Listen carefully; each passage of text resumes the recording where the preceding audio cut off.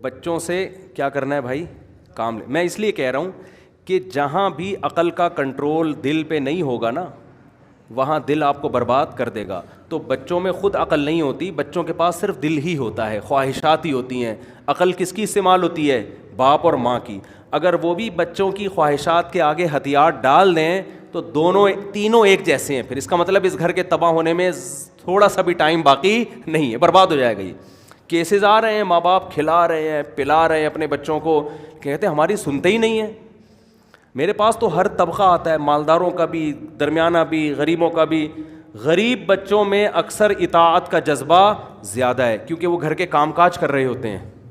مالداروں بچوں میں, حالانکہ مالدار کے احسانات زیادہ ہیں اس کے اوپر, لیکن بچوں میں اطاعت کا جذبہ کم ہے کیونکہ ماں باپ نے ساری سہولتیں دے دی ان کو, ہر خواہش پوری کر دی ان کی, تو جس سے وہ خواہشات کے غلام بن گئے. بچوں کو بچپن میں سکھانا پڑے گا یہ تمہاری بہن ہے, اس پہ خرچ کرو, دو اس کو, کھلاؤ اس کو, اس کا خیال کرو. تو میں یہ عرض کر رہا تھا کہ عقل جو ہے نا, عقل عربی میں کہتے ہیں باندھنے کو, اور اللہ نے انسان کے بارے میں فرمایا کہ یہ جلد باز ہے, یہ فوراً ایسی چیزوں کی طرف جاتا ہے جس میں اس کی خواہش پوری ہو رہی ہو. جلد بازی کا مطلب یہ اس کے انجام سے یہ بے خبر ہو جاتا ہے. تو عقل کیا کرتی ہے؟ آپ کو انجام دکھاتی ہے اس کا کہ بھائی یہ انجام ہے اور یہ انجام اچھا نہیں ہے. تو اس پہ میں کہہ رہا تھا کہ فوجیوں کو باقاعدہ ٹریننگ دی جاتی ہے, تربیت دی جاتی ہے ان کو, پھر کیسا زبردست 1-2 سال کی ٹریننگ کے بعد پوری زندگی کیسی بنتی ہے.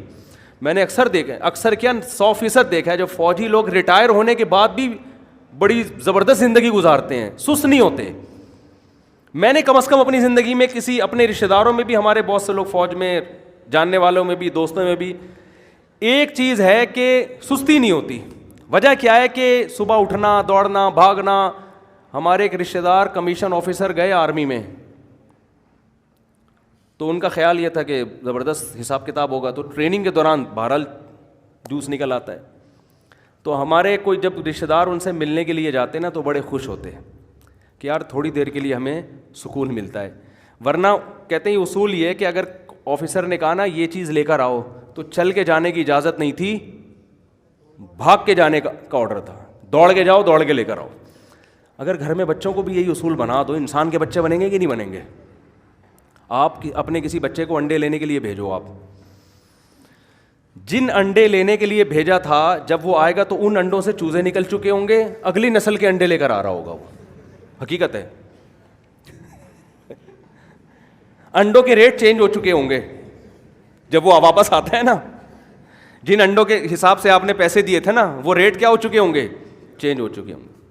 وہ اتارو گے آلو تو اتنے روپے کلو ہیں, آدمی کہے گا یار میں نے تو اس حساب سے بھیجا تھا. بھائی وہ ٹائم اتنا ہو چکا ہے, ایسے سست چل رہے ہیں. میں تو نوجوانوں کو دیکھتا ہوں, پارک میں دیکھتا ہوں نوجوانوں کو کیسے چل رہے ہوتے ہیں.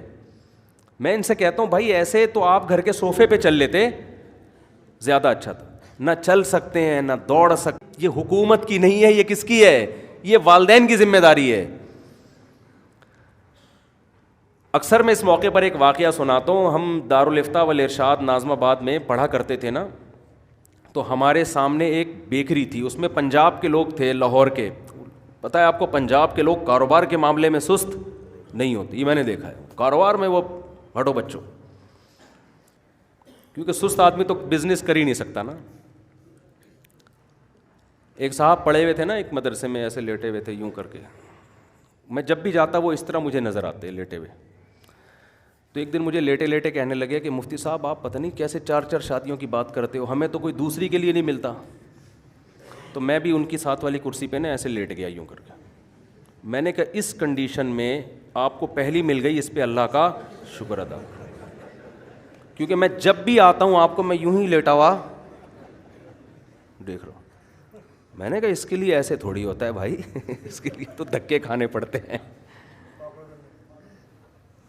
اور بسکٹ کو چائے میں ڈبو کے کھانے سے احتراز کرنا پڑتا ہے, رشتے مانگنے جانا پڑتا ہے, دفتروں میں جانا پڑتا ہے.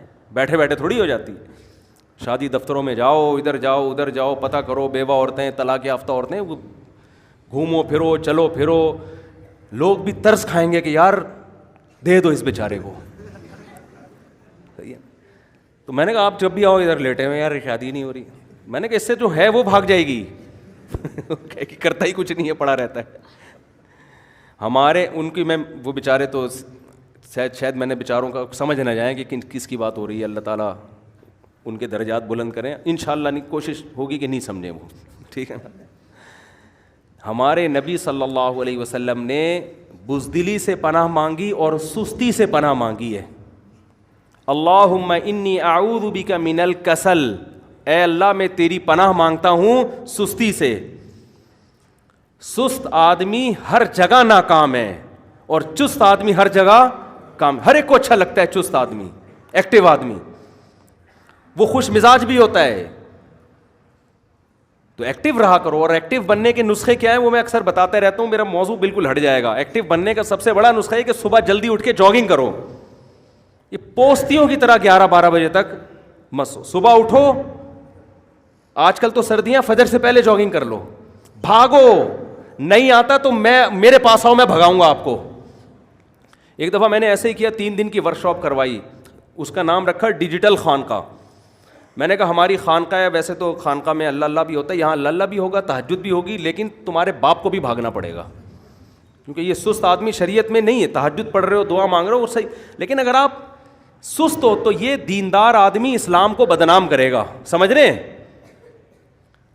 نہیں آ رہی بات سمجھ میں؟ جب لوگ دیکھیں گے نمازی بھی ہے, تہجد گزار بھی ہے, لیکن سست ہے, تو اس سے بدنام نمازی ہوں گے کہ نہیں ہوں گے؟ لوگ کہیں گے یار یہ دنیا دار اتنے ایکٹیو ہوتے ہیں اور یہ نمازی کیسے ہوتے ہیں. تو میں نے 3 دن کا ایک ورکشاپ کروائی, اس میں لوگوں سے فیس لی, اس لیے کہ ان کے مصارف ہم اپنی جیب سے تھوڑی کھلائیں گے آپ کو, اتنے بھی ہم نیک نہیں ہیں کہ تمہارے فائدے کے لیے اپنی جیب سے میں کھلاؤں. میرے کیا لگتے ہو بھائی آپ؟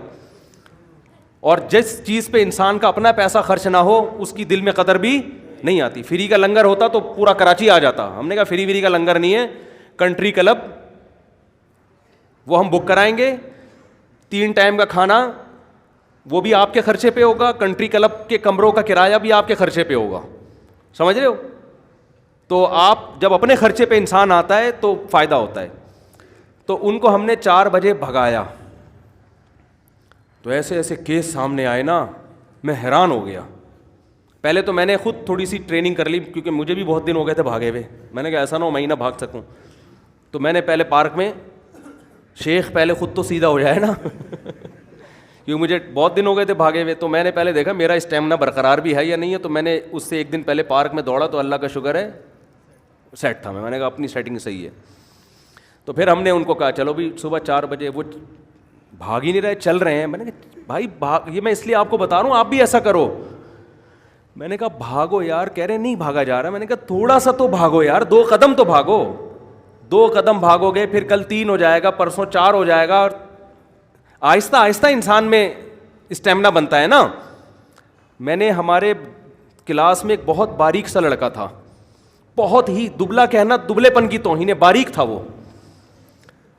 تو میں نے اسے کہا جم جاؤ, کھاؤ پیو, آپ پہ ماس چڑھ جائے گا نا, تھوڑا جان پکڑو گے. وہ کہہ رہا ہے مجھ سے تو جم میں ویٹ ہی نہیں اٹھتا. میں نے کہا 1 کلو کا ویٹ اٹھا لو. کہہ رہے نہیں وہ بھی نہیں اٹھتا. یہ میں آپ کو واقعہ برائے واقعہ نہیں ہے, یہ سمجھانے کے لیے کہ کچھ تو کر بھائی, جتنا تیرے اندر استطاعت ہے کچھ تو کر, کچھ تو ہل. آج تھوڑا سا ہلے گا, کل تھوڑا اسٹیمنا. یہ جو جم میں اتنے بڑے بڑے ویٹ اٹھا رہے ہیں, کوئی پیدائشی تھوڑی اٹھا کے پیدا ہوئے تھے یہ کہ جب دنیا میں آئے تو اتنا بڑا ویٹ اٹھا کے. اماں نے کہا یہ تو بڑا ماشاءاللہ بلڈر ہے. آہستہ آہستہ ہوا نا. تو جب وہ طالب علم کی سمجھ میں ہی نہیں آ رہا, میں نے کہا ایک تنکا لو, اس کے دونوں طرف قمیض کا بٹن لگاؤ, یہاں سے شروع کرو. تنکا لو جھاڑو کا, قمیض کے دونوں طرف کیا لگاؤ, بٹن, اس سے ویٹ اٹھانا شروع کرو. وہ کہہ رہا ہے یہ کیا بات ہے. میں نے کہا یہ اٹھا سکتے ہو نا. کہہ رہا ہاں. میں نے کہا یہ اٹھاؤ. میں نے کہا پھر اس کے بعد شیروانی کے بٹن پہ آ جانا, جو بڑا والا ہوتا ہے. پھر اس کے بعد 98 پہ آ جانا پھر 5 روپے کے سکے پہ آ جانا, پھر سکے بڑھانا شروع کرنا. میں نے کہا انشاءاللہ ایک دن آپ 50 کلو کا ویٹ بھی اٹھاؤ گے. لیکن یہ جو باریک ہے نا اتنے کہ پتہ ہی نہیں چلتا, صرف قمیض آ رہی ہے, یہ اس کے اندر بندہ بھی ہے. مجھے تو کئی دفعہ میں نے کہا شبہ ہوتا ہے وہ قمیض ہی آ رہی. میں نے کہا کچھ ہلے گا, کچھ کرے گا تو جسم پہ کچھ چڑھے گا نا. لیکن نہیں ہے وہ سمجھ میں بات, وہ دوائیں کھانا شروع کر دیں گے, ڈاکٹر ٹیکے لگوا رہے ہیں, پتہ نہیں کیا کیا کر رہے ہیں. تو سست آدمی کے مقدر میں اللہ نے میرے بھائی ناکامی لکھی ہے. دنیا میں کامیاب ہمیشہ کون ہوتے ہیں؟ چست لوگ. تو اب مسئلہ یہی ہے کہ یہاں بھی عقل اور دل کا کیا ہوتا ہے؟ جھگڑا ہوتا ہے. دل کہتا ہے سستی سے بڑی کوئی نعمت ہے نہیں. دل تو یہی کہتا ہے. صبح آپ فجر کے لیے اٹھ رہے ہو, دل کیا چاہتا ہے؟ سوتے رہو. میں آپ کو یقین سے کہوں, فجر میں نہا دھو کے صاف کپڑے پہن کے فجر پڑھنے آؤ, مزہ نہ آئے پیسے